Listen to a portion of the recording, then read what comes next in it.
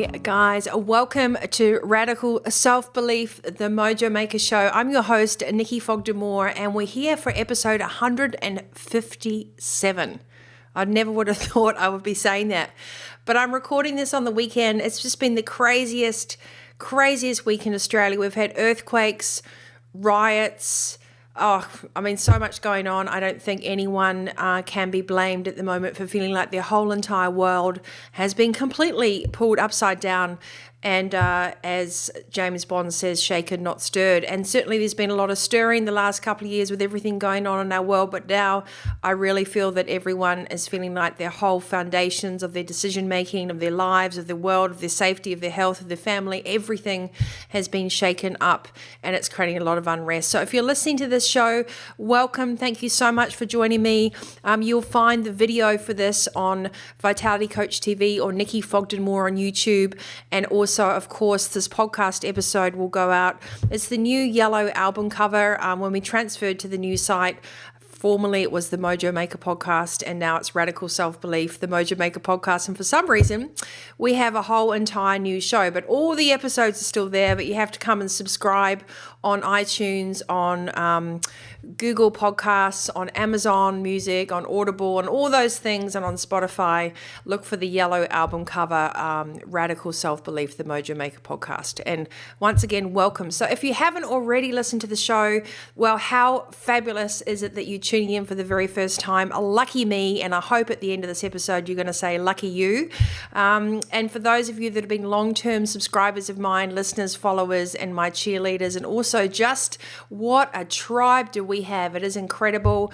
I really think you'll like today's episode, and thank you for pushing me to step up, to be more of myself on this show, and to practice what I preach in terms of putting these messages out there. I think I've always, used the old adage that I love my private coaching, and that's a really beautiful, safe, sacred place, especially dealing with leaders with such responsibility and the world's currency in their hand too. But now there's nowhere to hide, and I want to bring out this absolute best intention to make sure that anyone listening, anyone watching, has all the tools that you can to actually get out of chaos, out of overwhelm, out of self-destruction, out of programming that keeps you stuck, and truly right now into a moment of radical self-belief, and have been in the driver's seat. And I will add, that does not diminish the trauma, the areas that you've gone through, the experiences that we've had to learn in our life and had to overcome. But I think, I really operate in the quantum spaces. We have to make a decision of how much we want sadness, suffering, pain, and everything to be a constant state of being. And my whole mission is to move us through that, where you can actually be educated, informed, and connected to your best self across all areas, not just work, not just relationships, not just health, not just finance, but actually we need everyone in our society to be strong pieces of their own individual puzzle. Then we have a greater community together. I know that you're going to like today's show title. It's from the Dictionary, which is my own quotes. I often make up these quotes and wordisms, as my clients say. And this one is about shouldatives. Why a shoulddative is like an additive. It's really bad for you. And maybe swap it for a couldative. So what on earth is she talking about? You're probably wondering, who is this Nikki Fogden-Moore talking about a shoulddative as if it's an additive? Well, let me tell you one thing. When you start to become educated around flow and conscious decision making and the dynamics of quantum physics, of true manifestation, of understanding our ability to actually never have to use force, coercion, manipulation, salesmanship, blame, shame, and guilt as ways to flow through and transact in this world, when we can replace that old programming with the understanding that when you're in a true state of consciousness, when you're in true alignment, when your 27 paper dolls have come together, then you understand that all the shouldatives, all the programming, all the rules of engagement, all the things that have kept you operating in a construct in the system, when you understand that those things are actually not serving you, you have the ability to just gently look around the corner of the box and to go, I'm going to do things differently this time. And that level of awareness, that level of accountability, that next level of action on how do you do this is what I want to talk about today. And a little plug as well, it's September 2021. Whenever you're listening to this, it's going to be timeless, so don't worry. But the most important thing for me is radical self-belief. I'm very proud of all my books. I've written 3 books to date, 1 more in the works at the moment. But this book I'm especially proud of because it is really full of the models, the worksheets, the how-to. It's a doing book to get you out of chaos and into calm. It's a doing book for sustainable success. I guess, to be perfectly honest, wrote it for blokes because I work 80% in my private coaching with male leaders, and I like the simplicity, the tenacity, the directness, and the kind of the tool set that creates real change when you start to apply tactics rather than just staying in your head all the time and over intellectualizing things. So this is a very tactical tool book for overcoming overwhelm, which is an epidemic in our society. And not only is overwhelm now like the diet industry, where it's a source of billions of dollars of semantic solutions, fixing the problem of stress. Whereas I'm trying to get right to the heart of the problem, which is we actually need to break up with overwhelm for good. We actually need to empower our children, ourselves, our entire population to make informed decisions and realize that there's another way to approach things, and that is not by blame game, guilt and suffering, but actually by having a checkpoint that embraces all areas of life. So no matter what is going on around you at the moment, we've all gone through enormous things in the past couple of years with family and everything else. No matter what is going on around you, you must realize that there is a greater energy at play, a greater force at play, a greater ability in a neuroplasticity manner, neuroscience for your brain, your body, your cellular system to react in a more flow state to the chaos that is around you. And one of those little tips that I've got is just part of the book, Radical Self-Belief. We all understand mindfulness, right? We all understand what we should be doing, but it's more about what we could do, or the infinite possibilities, or the ability to pivot, to change our coordinates and take responsibility to go, well, I don't know exactly what the outcome is, but I'm going to choose to have more faith than fear, and I'm going to choose to replace fear with curiosity. So today I want to talk to you, I always break it down in 3 segments. So if you've only got this amount of time with me, I'm going to make it a short podcast because there's much more about it. But I want to talk to you, why is a shoulddative an additive? Why is that bad for you? Additives are bad for you, right? Like sugar and sweeteners and coloring and everything else, they distort your molecular system. So, that's why kids get hyperactive after red food dye. I mean, it's terrible. We get hyperactive mentally with all the rules engaged in us to prevent pain, blame, shame, guilt, gaslighting. I mean, we've just grown up in a paradigm where we're avoiding judgment. I should have done this, or they should have done that. So we've got judgment and expectations. Now, when you move into psychology, when you move into the art of neuroscience, when you move into triggers and programming, you understand that just like lighting a match, you need a surface to create a flame. So if you take a surface away from a situation, a trigger, a moment, a person, a thing, then there's no flame that can be created. There's no inflammation, right? So when we put a shoulddative or an expectation onto ourselves or a project or someone else, we create a surface that can strike a flame, that can create an inflamed projection that something has to turn out a certain way. Now, the moment we do that, the moment we have an idea and an expectation, we've got friction. And that creates your fire, your spot fire. But if you took away the shouldatives, or if you took away the expectations out of your language, if you took away the programming that projects an outcome based on something that you are not in control of, let's just repeat that, an outcome based on something that you are not in control of. And when we're in survival mode, we're often not in control of how we react because we're so overwhelmed that we're not making conscious decisions.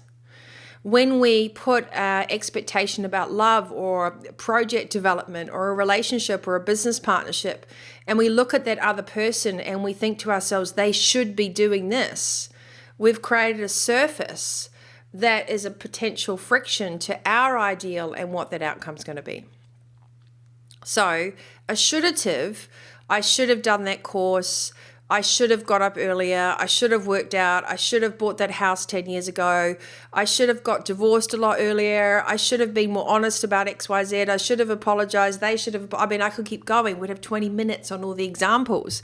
But what I want to cement and to seed intellectually into any of you listening to this today is a shoulddative is a mental additive. It is not a healthy place to come from for yourself or for others, whether it's your child, whether it's a colleague, whether it's a project or it's a relationship. We have to absolve ourselves from this type of conditioning and replace it with a possibility statement. It could have, I could have, I shall, I will, they will. And first of all, we have to get grounded as to why do we keep putting expectations and validations and requirements on things that are not just about our side of the street. What you can do is you can give something your very best conscious time and effort.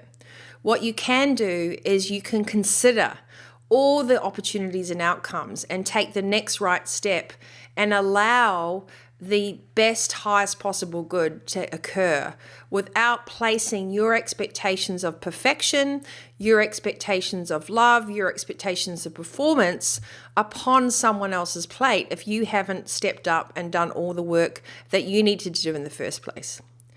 Now, if we took a step back and we looked at how we actually are responsible and show up for ourselves, I think that's a more interesting discussion. And quite frankly, lately, I've also reflected on when we're doing a lot of work around, families or partnerships with addictions or narcissism or gaslighting in the workplace and relationships and how we often people pleasers and become often very narcissistic because they want to control everything when they turn the tables around and vice versa. When you're lacking something, you're always searching for someone else or something else to fill that gap. So what we need to do inside ourselves is to look at why do we feel lack? Why do we feel that it's not enough? Why do we feel that they're not enough? Or why do you feel that you're not enough? Because it's always enough. And when I talk about this within my senior leadership coaching, I talk about coming from a place of neutrality, of sitting still for a second and grounding yourself in that whatever moment you're springing from, it is already enough, and then to choose the next right thing to do from there. So that requires the art of absolute awareness. That requires the art of mastering self. Before you even project, coach, support, direct, lead anyone else, it's about coming back into your own self and considering, hold on a second, have I actually showed up for myself? Have I actually put in my own paradigms, my own responsibility, and where am I projecting onto others and projecting onto myself to create a loop closure of validation? I know it sounds very, very intellectual in a way because we're really talking about neuroscience. In order to move ourselves out of stressful thinking, in order to move ourselves out of extreme anxiety. And I know I got a phone call today from Matt. He left a voicemail, one of the amazing media managers down in Sydney, and he was having huge levels of anxiety, worrying about all the people that he knew and loved in different places across Australia that were going through times of such great uncertainty, and it was giving him anxiety. So, the requirement for him to be able to have the skills to come back into his own ecosystem, to understand that regardless of what is going on around us, we're never going to be equally peaceful, equally whole, equally calm, equally conscious if we don't press pause and stop thinking about the shouldatives. Yes, maybe you should have called your parents yesterday. Yes, maybe you should have sent your loved one roses. Yes, maybe you should have, they should have, it should have, right? Maybe our governments should have. I mean, there's just But if we stay in that space, all we're doing is looking at lack. A shoulddative is a lack additive mentally. And when you come from a place of lack additives, when you come from a place of it's never enough, I'm never enough, they're never enough, you are manifesting by the law of physics more of that energetic thinking. And it is absolutely crucial, I think now more than ever, that we understand the power of our thoughts, the power of our actions, moreover than the power of our words. That comes third. It's what we think and do first that has the primary ripple effect for the results that we see and experience in our outer world. But that is radical self-awareness. That is radical leadership, radical self-belief, because that is radical ownership. So, one of my clients said to me the other day, they said, well, I don't know. I said, don't recommend me to anyone because you've got to be ready to work with the Nikki. There's no gray areas. We will uncover every single roadblock, every single atomic, systematic, microchip programming that is keeping you from leveling up into becoming the very best version of yourself. But it means that there is no hiding, and it is confronting. I confront myself many times a day on many things because I'm always aware of what's triggering me, how I'm feeling about things and what I go through. But it doesn't mean I'm not enjoying the journey. So we have to put down the baggage of suffering, put down the baggage of pain, blame, shame, and guilt. I talk about this through all the channel. We have to put away the shouldatives. We really need to replace it with a couldative. Well, what could I do next? Okay, Timmy, you didn't clean your room up. We're all in lockdown. Obviously, you're bored. You're 15 years old. You can't go anywhere. What could you do next? Not what you should have done. But it's very, very easy to point fingers at other people. It's very, very easy to point at ourselves from a subconscious, egoic state of it never been enough. And the greatest thing that I've learned in a lot of the quantum work and the modeling that I'm creating and the neuroscience and the ability to blend the quadrants of physical, emotional, mental, and spiritual is this innate, incredible cellular liberation when you can find that it's already enough. So you must be aware of your language inside your head around your conversation with self. If you're using I should have, it should have, they should have, then you're already starting from a place of lack. So what do you do to replace that? You say, what could be the next right thing? I think the other element I really want to talk about is we've all made mistakes. We have all had patterns of behavior that we have learned throughout time. But it's up to this generation and the future generations now to reprogram those constructs of sitting in blame, shame, guilt, fear, and programming that keeps us in a level of lack and worry and concern and anxiety.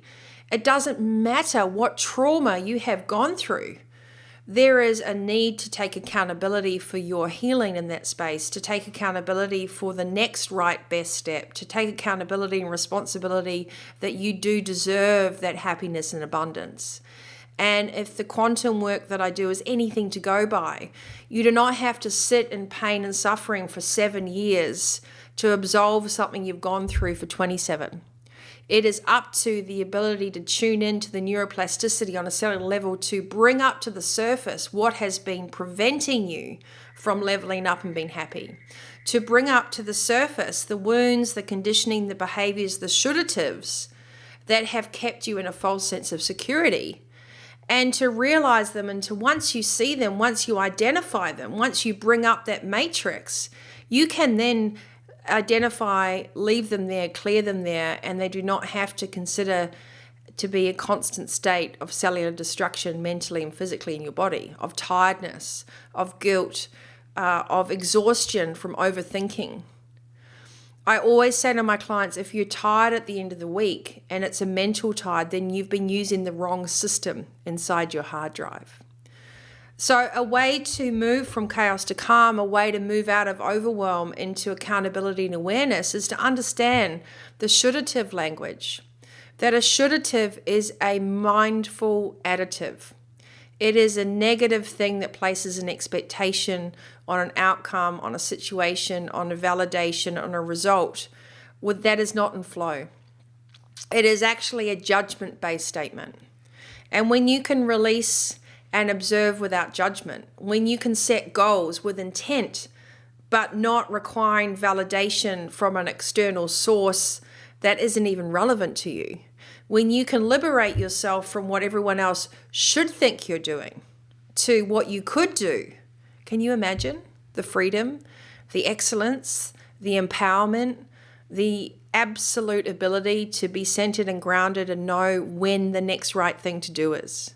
And that's really what I want to teach you on today's show, is just to spark the seed, just to help you understand that there is an alternative to our language, and that the language we use determines the results that we will get. That the past pain, the past programming, the past inherited beliefs, we can recognize them, but we don't need to keep blaming, shaming, and dining out on them. It is your choice what you want to take forward to the new paradigm. If you've read my book, Fitpreneur, you'll also see a lot of similarities come through in how I talk about life is like a DNA strand. It has these spots that are large, that we have a lot of space to grow and accumulate, and we do new things and we gather new ideas and people in our lives, and then you get a tight spot, which is like when that DNA strand crosses over and it squeezes out the things that no longer serve us, or it puts us in a vice position, and then we decide what do we need to take through with us to the next stage. And that's really my question for you. You can either stay stuck and use the past as an anchor. You can use the past as a reason. You can use whatever you have grown up with, whatever you've invested in as your story, as the opportunity to refuse to see that it is about flow, not force. I mean, that is your prerogative, right? What I'm trying to say is there is another way. And the work I'm doing on a quantum level is to simplify neuroscience and neuroplasticity on a cellular level, and to show, just like my thought Tinder analogy, that we have to swipe right. We have to say, I recognize that, but I choose this. That does not fit with my values, my ideals, my abundant thinking, and my strength and my sovereign self to be the very best, strongest part of this human puzzle in our planet. We need you to be whole in yourself, to not need to be completed by anything else or anyone else. But when we're all strong in our own facets and can fit together in a global puzzle that is quite remarkable in collaboration and co-creation, then we're onto something.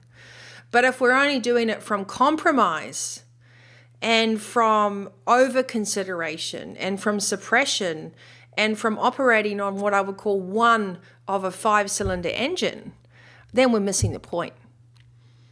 So today's episode is I want you to think about when you keep using shouldatives as mental additives.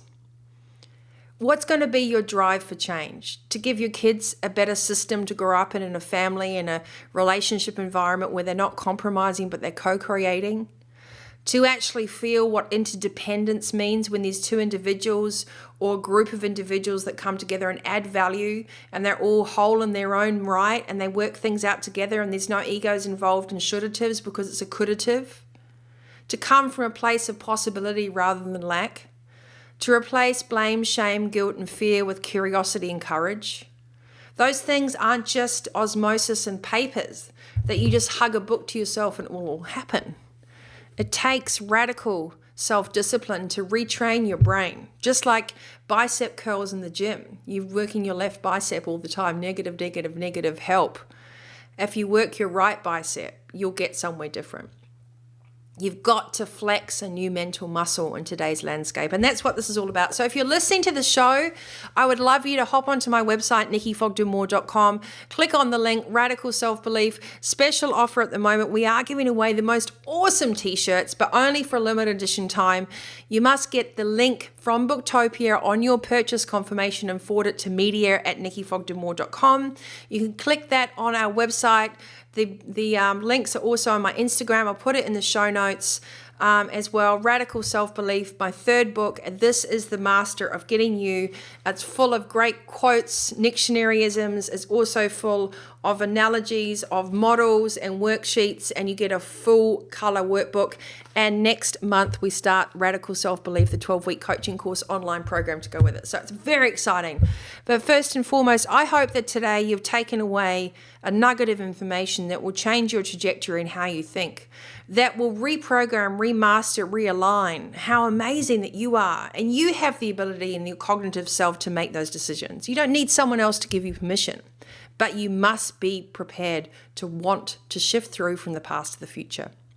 And if you want to do that, then I'm the right person for you. If you want to stay stuck, I'm not.